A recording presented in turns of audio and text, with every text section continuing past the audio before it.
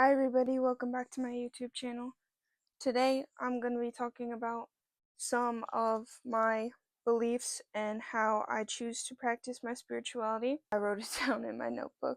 So, some of the things that I believe in. Number one, I believe in an afterlife. I just believe in it in a different way. Like, I don't believe in heaven and hell. I believe that we live on through your great grandchildren's facial features being influenced by your own, people speaking different phrases that you always repeated, patterns mirroring our own. Influence doesn't stop when the lights go out. I believe energy connects me to everything, the world, my people, my art. I breathe in nature and relax knowing that the universe is much bigger than me and nothing I ever mess up on could be bad enough to matter cosmically. I love with the biggest chunk of my heart and without shying away because it feels like who I am, and I create the best through intuition and emotion because it works for me. Keeping that in mind, however you choose to practice spirituality and feel connected in life is completely personal and up to the individual. So don't let anyone tell you your way is wrong. Hate has no place here. That said, for me, this can be a form of therapy, enlightenment, or a push in the right direction of education, and hopefully the same for you. What I like to do, and you can add or remove any steps you don't vibe with, because again, it's totally individualistic, but I read tarot cards, and what I do with that, first off, is I set my space. For more personal or emotional readings, I like to be alone. I light different smelling incense based on my personal tastes and what might match the energy. I tend to use this one because I just love how it smells. It's Mother Earth, so it just makes me think of like feminine energy, and sometimes it's really nice. Personally, I like to just a little bit and not every time because it helps me relax, think critically, more developed. My brain branches out to other topics easier, so like I'll read something and be able to connect it to another idea easier. And I just definitely feel like it helps with my intuition. The next step in the process, I come up with questions or my intent. For example, I keep a journal with all the details of my readings, including setup, which is like all this stuff before this, including this, and I'll write a little bit about a paragraph on what I'd like to know or what I'd like to hear. For example, I'm feeling off today, I'd like to know something I've been doing well recently, and I'll read the cards for that. And then the last step, kind of, is the reading. I shuffle through my cards with my left hand because I was taught that it holds intuition and emotion more. Also, the like heart line is through your left hand ring finger. I might be wrong about that, but I like shuffling with my left hand. If too many cards fall out, I put them back until I draw only one, unless it is a dual question, which I can't think of an example right now, but sometimes pulling two cards is okay, but if like 4, 5, 6 fall out, then I put them back in until I draw the amount that I need. I write down all the details about the card, maybe the art or a specific detail speaks to me, and very last, I write down my interpretation. An example of my journal would look like, so, and you can pause it to take a look and read that if you'd like. But basically, everything that I said, sometimes I use headphones if it's extra noisy or if I need to, like, really get in my own space and be one on one. I'll use those. Just more of the details. And then I like to write closing remarks and what I got from the reading overall, like putting all the cards together and realizing a bigger picture. And sometimes my journal looks different. It doesn't always look exactly like this. There's no strict rules on how you should keep your journal. Same with like a diary. It's all based on you. You don't even have to keep one if you don't want to. Obviously, it can look however you want it to because it's all up to your choosing. You could do some specialized readings as well. This is the book that I have that I like to look through from time to time. There's ones about relationships, ones about work. I want to see if I can't find a cool one. They have ones that have little drawings. I like this one because of the waves. Oop, I hit the thing. Fuel moon spread if you are planning a sailing or water sports holiday but are nervous around water. And there's like seriously so many different ones to so many specific instances because 1,001 different readings. That's a lot of options. I really like that book when I don't have an idea of like how I want my spread to look, but I know kind of a general idea. Like if I want to do a reading about my relationship and I'm like, I don't really know what questions I should ask.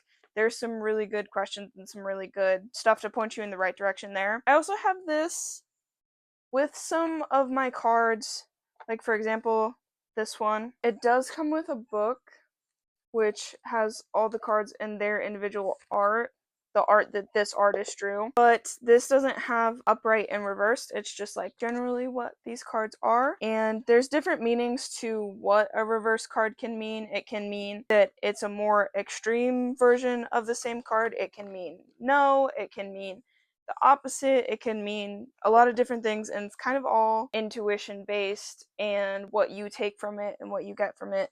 But I like this book because, number one, there's some, like, advice. It's saying, consider how to phrase questions. For example, don't ask, was it right to leave my job for this new position? Instead, try asking, what is missing from my current job? Or what do I need to consider? It's just about rephrasing questions because you can't ask necessarily something too direct because these are intentionally kind of vague and like big descriptions so that you can interpret it a specific way.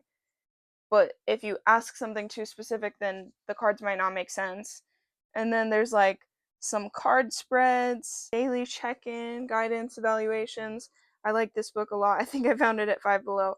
And then it has the different cards, and it has upright and reversed, interpretation, reflection, and action. So let me see. I'm gonna find a card that I like. So this one, strength.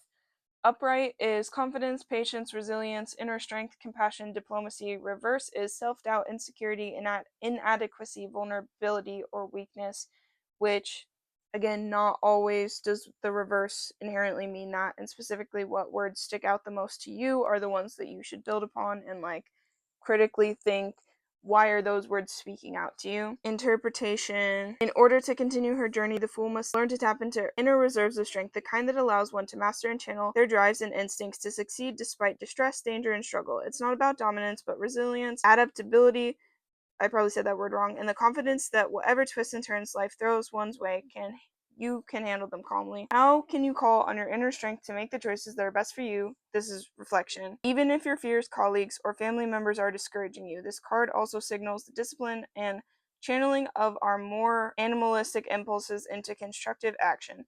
How can you use these emotions to bring you closer to your ideal outcome? Action. Convert emotion into action. Emotional input is a way the unconscious conveys that change needs to be made.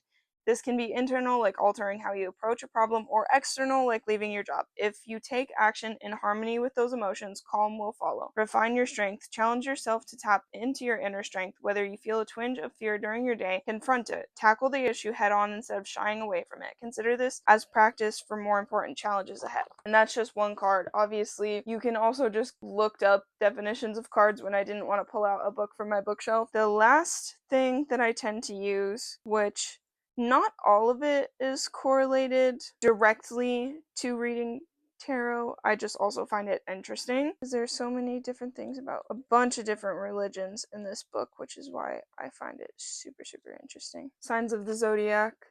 I like looking at these symbols. If there's a symbol or something on the card, I also want to learn more about these, research them. That's why I have the page flipped down.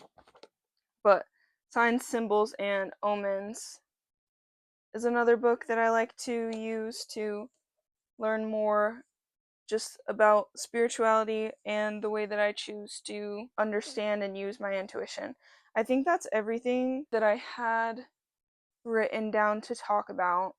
I'm looking around me to see because I set all my stuff together to like, look at this, look at this. It's seriously however you choose to do it and however you feel is the most empowering to you is how you should do it. Don't let anybody tell you that I mean, there are like right and wrong things about it. Like you can't just choose to interpret a card as like something that it completely doesn't mean. Generally speaking, if you're using your intuition and just like thinking about yourself and your life and your relationships or your job or whatever it is you're thinking about when you're doing this reading, there's no really wrong way for you to interpret it because you're supposed to take what resonates and leave what doesn't.